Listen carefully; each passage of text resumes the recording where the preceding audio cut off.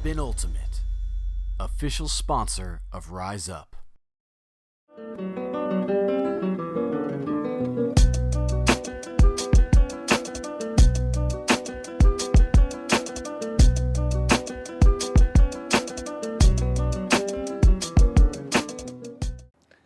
Today we're going to talk about the basics of forehand throwing.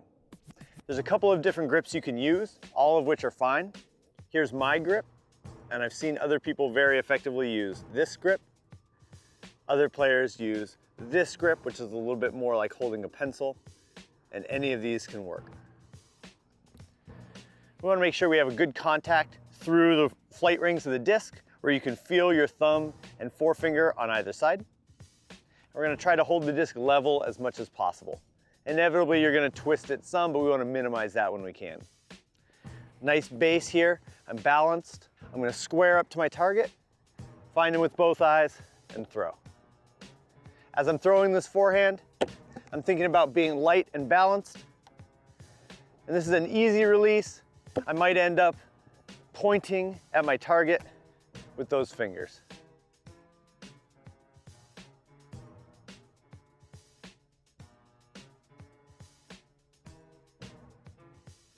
As I throw, I'm not having to throw very hard. The power's coming from my core. So it's not coming from a huge leg push, it's not coming from my arm, it's just coming from my core, and I'm letting the disc go. I like to make sure that I'm really looking the disc into my hands every time I catch it. And my off hand, I'm gonna keep on the disc as much as possible until I go out to throw.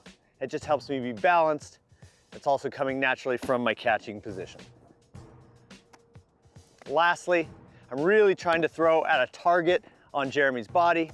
I'm trying to hit him in the hands, or I'm trying to find the R on the rise up and hit exactly that. I want to be as accurate as I can so that in a game, if I'm frenzied and I have to throw somewhere at Jeremy, it's very easy. I can still be accurate. Sometimes I'll change that target up, try for the R in his shorts.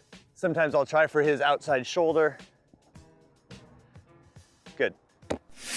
One of the ways that I like to work on my flick or teach people is I actually hold my upper arm in, so it's just a flicking motion, and that helps with the sudden release of the forehand, where you're not trying to hold on to it too long, you're just flicking it out and letting it go.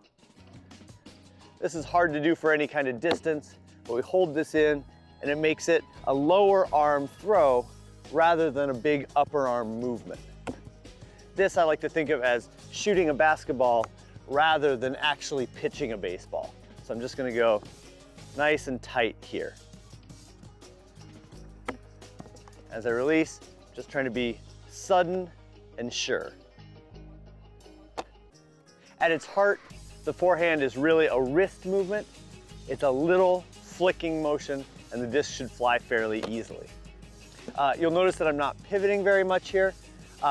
As I get into games, I'll start pivoting, and so I can take little pivots or I can take much larger pivots, but it shouldn't change what I'm doing in the upper half of my body. So even if I stretch way out and throw, it's still a little flicking motion. My arm, even if it's stretched out, it's still a wrist throw. So I can get way out here and throw, but I'm not stressing, I'm not straining. There's a few things that I see as mistakes of forehand throwers at every level, and I want to show you those now.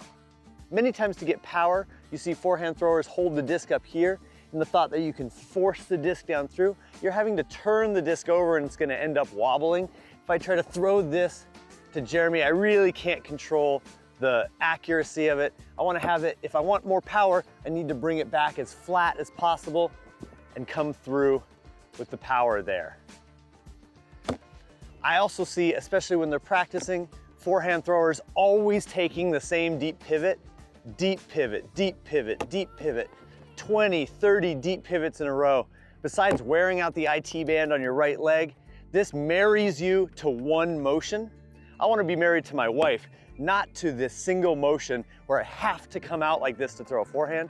So when I'm throwing, I want to vary everything from little non-pivots all the way out to my farthest stretch, so that in games I can do anything in between.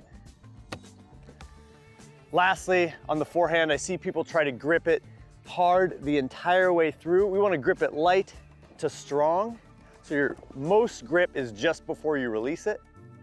And that's when you'll really feel your hand through those flight rings. It can be a fairly loose grip here to strong at the end.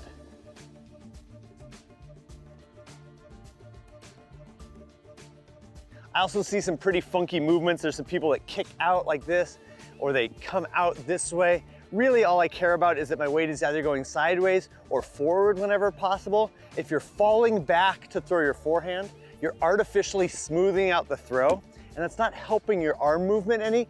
This is nice to be able to do, but you don't want to be forced to do it every time. So I like to be able to come to a number of different pivots. If you ever read Lou Burris's Kung Fu Throwing, it gets you working at a number of different pivot ankles, and we'd like to be able to hit all of them. When I'm throwing my forehand, my three most important principles is that I need to be balanced, so nice and loose, balanced.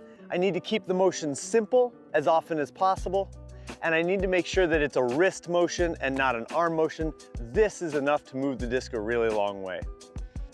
Remember, all of these skills might be fantastic, but none of them matter if you don't practice every day.